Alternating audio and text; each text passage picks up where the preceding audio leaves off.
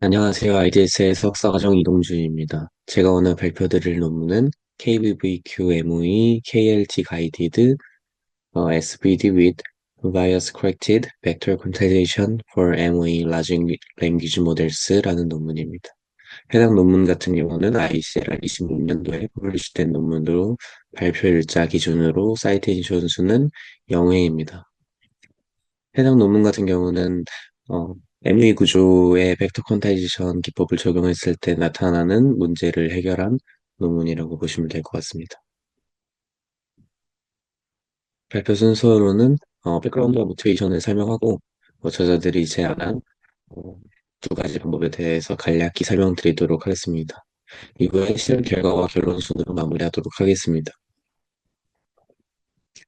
먼저 MOE 구조에 대해서 설명을 드리도록 하겠습니다. 믹스처 오브 익스퍼트라는 MA 구조는 최근 자연어 처리에서 굉장히 우수한 성능을 보이는 구조로 덴스한 LLM에서 MLP 블록을 여러 개의 익스퍼트로 대체하고 게이팅 메커니즘을 통해서 소스 익스퍼트만 활성화하는 구조입니다. 이러한 구조를 통해서 덴스한 LLM과 거의 유사한 연산량을 유지하면서도 익스퍼트 수에 따라서 모델 캐패시티를 거의 선형적으로 확장 가능해서 각광받고 있는 구조입니다. 그러나 익스퍼트 수의 증가로 인해서 파라미터 수와 메모리 요구량도 크게 증가하면서 엣지 디바이스에서의 배포가 사실상 불가능하다는 한계점이 존재합니다.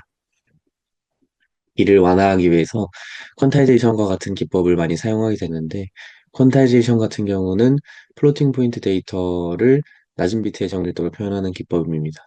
이를 통해서 메모리 사용량과 비트 위스를 줄일 수 있어서 굉장히 유용한 기법입니다. 이 중에서도 프리트레인드 모델을 재학습 없이 퀀타이제이션 하는 기법으로 코스 트레이닝 퀀타이제이션이 존재합니다. 이 PTQ 같은 경우는 또 크게 두 가지로 나눌 수 있는데 하나는 스칼라 퀀타이제이션 그리고 나머지 하나는 벡터 퀀타이제이션으로 나눌 수가 있습니다. 스칼라 퀀타이제이션 같은 경우는 각 웨이트를 독립적으로 퀀타이제이션 하는 방식인데 이러한 방법 같은 경우는 4비트 이상에서는 어느 정도 성능을 유지하지만 3비트 이하의 정밀도에서는 표현력 감소로 인해서 정확도가 떨어지는 모습을 많이 보여줬습니다. 벡터 퀀타이제이션 같은 경우는 웨이트 벡터를 가장 가까운 코드워드 매핑하는 방식으로 코드북을 재사용하기 때문에 상대적으로 구조 정보를 더 잘 보존한다는 장점이 존재합니다. 덴스한 LLM에서는 벡터 퀀타이제이션이 3비트 이하에서도 우수한 성능을 보이면서 좋은 성능을 나타내지만 MOE에 적용했을 때는 그대로 이렇게 기대한 만큼의 성능이 나오지는 않다고 설명하고 있습니다. 네.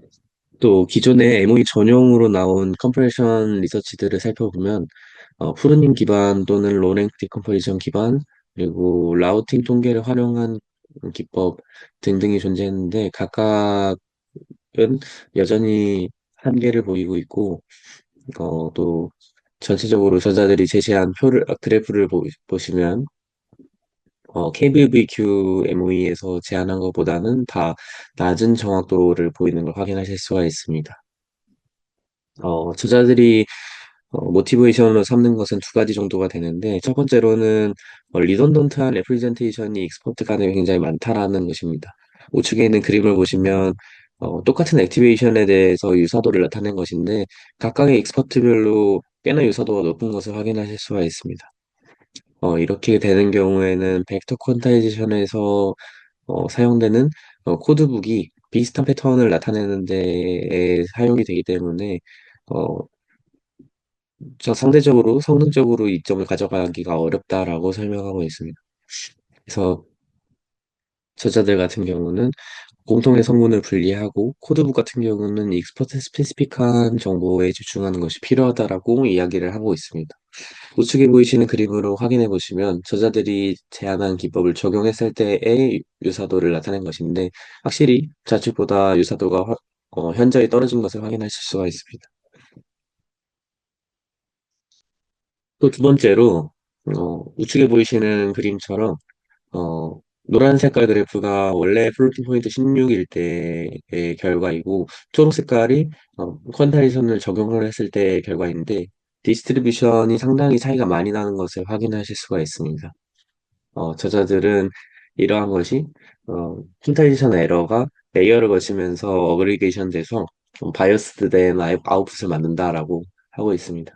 그래서 저자들이 제안한 방법을 적용하는 경우에는 이 빨간 색깔 그래프처럼 어느 정도 보정이 되는 결과를 가져온다라고 하고 있습니다. 그래서 모티베이션을 요약을 해보자면 기존의 MOE 컴프레션 기법 같은 경우는 어, 공통의 패턴을 충분히 활용하지 못하고 또 디스트리뷰션 시프트를 보정하지 못한다. 그래서 저자들 같은 경우는 쉐어드 컴포넌트를 분리를 해서 리던던트한 레프레젠테이션을 제거를 하고 그리고 양자화된 출력에 스케일링과 바이어스 커렉션을 적용해서 디스트리뷰션을 안정화했다라고 하고 있습니다. 그래서 본격적으로 저희들이 제안한 두 가지 방법에 대해서 설명드리도록 하겠습니다. 첫 번째 기법은 Input Driven Redundancy Elimination으로 IDRE입니다. IDRE 같은 경우는 익스퍼트 웨이트에 KLT를 사용하고 거기에 SVD를 적용을 해서 쉐어드 컴포넌트를 추출을 하게 됩니다. 그래서 이 추출된 쉐어드 컴포넌트 같은 경우는 풀 프리시전을 유지를 하고 스페시픽한 정보를 뽑아내게 되면은 그것을 바이오스 코렉티드 아웃풋 스테빌라이제이션에서 벡터 퀀타이제이션을 적용을 하게 됩니다.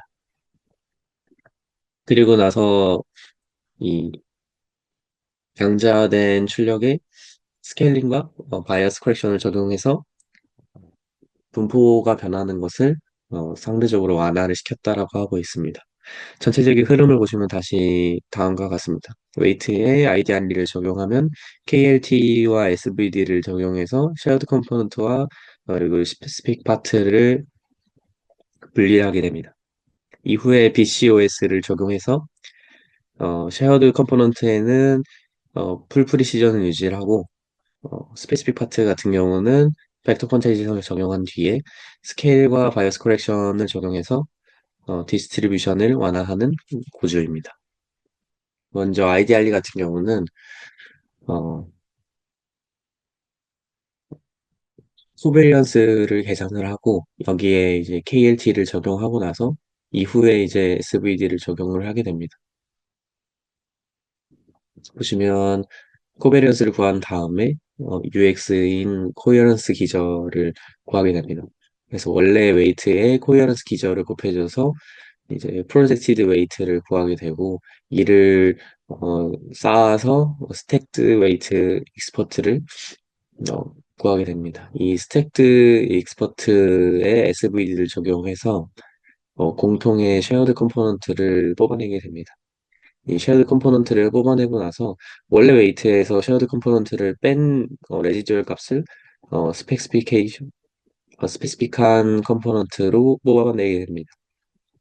이것을 다시 이제 트랜스폼 하기 전에 도메인으로 가지고 왔을 때 이제 또 이런 식으로 나타낼 수가 있게 됩니다. 그래서 이렇게 불리한 웨이트에서 쉐어드 컴포넌트는 제외하고 스페시픽한 컴포넌트에 벡터 퀀타이제이션을 적용하고 이것을 스케일과 바이어스 코렉션을 통해서 최종적으로 고정된 코렉티드 아웃풋을 뽑아내게 됩니다. 그래서 이때 이제 스케일링 팩터와 바이어스는 원래의 그 출력과 그리고 프로젝티드 출력의 표준 편차와 평균을 이용해서 구하게 됩니다. 여기서 그 바이어스 코렉션을 위해서 추가되는 파라미터 같은 경우는 레이어당 두 배의 출력 채널 정도로 인퍼런스 오버헤드가 굉장히 작다라고 저자들은 주장하고 있습니다. 실험 같은 경우는 대표적인 MOE 모델인 QN 1.5 그리고 QN 3 그리고 믹스트랄 그리고 딥시크 V2 라이트 이렇게 네 가지 모델에 대해서 비교를 진행했고 성능 평가 같은 경우는 위키텍스트 2 데이터셋에 대한 퍼플렉시티를 구하거나 또는 7개의 제로샷 벤치마크의 평균 어크루시를 제공합니다. 또 비교하는 기법 같은 경우는 나이브한 양자화 기법, 그리고 GPTQ, MOE 퀀트, 그리고 다이렉트 벡터 퀀타이제이션 이렇게 비교를 하고 있습니다. 실험 진행 같은 경우는 RTX A6000 GPU에서 진행했다고 하고, KLT SVD의 랭크 같은 경우는 128분의 1로 진행했다고 합니다. VQ의 벡터 랭스는 4로 설정하고, 코드북 학습 같은 경우는 K-means 플러스로 하고 100번 이터레이션을 돌렸다고 하고 있습니다. 평가 같은 경우는 LM 이벨루에이션 할리스를 사용했다고 하며, 캘리브레이션에는 레즈 파자마 데이터셋을 사용했다고 하고 있습니다. 먼저 메인 리절트입니다. 전체적으로 결과를 보시면 아실 수 있다시피 3비트에서는 꽤나 우수한 성능 보존을 볼 수가 있습니다. 특히 QN1.5라든지 믹스트라 같은 경우에서는 거의 정확도 드랍이 없다시피 할 정도로 굉장히 높은 성능을 보이고 있습니다.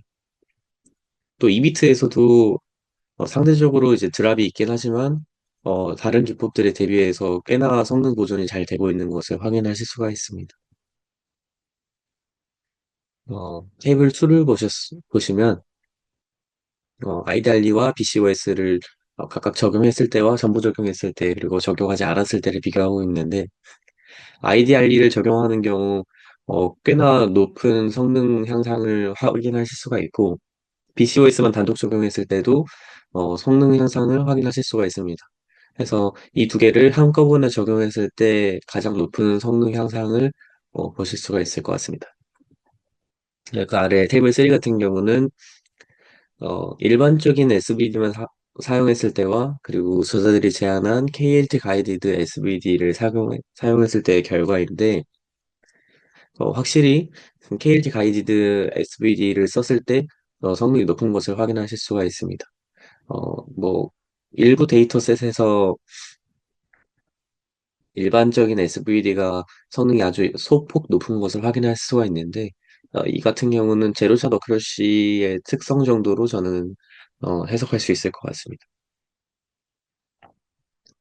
또 그 다음으로 보이시는 테이블 4 같은 경우에서는 어, SVD 랭크를 어떻게 결정했느냐에 대해서 나타났는데 128분의 1, 64분의 1, 32분의 1, 세 가지 경우에서 거의 성능 차이가 크게 나지는 않는데 어, 이제 여기서 가져오게 되는 오버헤드가 있다 보니까 저자들 같은 경우는 트레이드 오프를 고려해서 128분의 1로 설정했다고 합니다.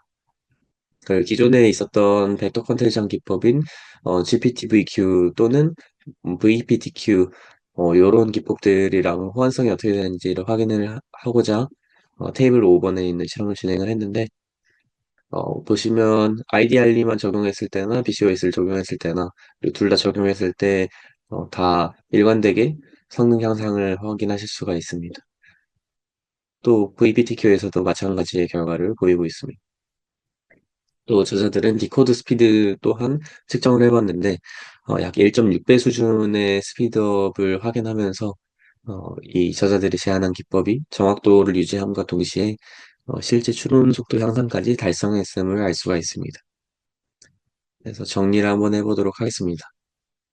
어, 저자들 같은 경우는 MOE-LLM 구조를 위한 벡터 컨테이션 기반 양자 프레임워크인 KVVQ MOE를 제안했습니다.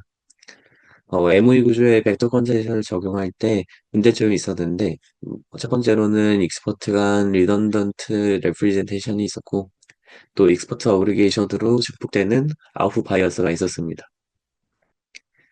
저자들 같은 경우는 IDR리를 통해서 익스퍼트들 사이에 쉐어드 컴포넌트를 분리해서 풀프리시전을 유지를 하는 방식을 채택을 해서 익스퍼트 간 리던던트한 레프리젠테이션을 최소한으로 줄였다라고 하고 있고 또 BCOS에서 익스퍼트 스페시픽한 파트만 벡터 컨텐션을 적용하고 나서 이후에 퍼 채널 스케일과 바이어스 커렉션을 통해서 아웃풋 디스트리뷰션을 보정했다고 하고 있습니다. 실험 결과를 통해서 2비트 또는 3비트 환경에서도 높은 성능을 확인할 수 있었고 그리고 1.6배 정도의 디코드 스피드업을 달성하면서 정확도와 함께 배포 효율을 확보했음을 알 수 있었습니다. 그래서 결론적으로 꽤나 효율적인 벡터 컨테지션 프레임워크라고 할 수가 있을 것 같습니다. 네, 이상으로 발표 마치도록 하겠습니다. 감사합니다.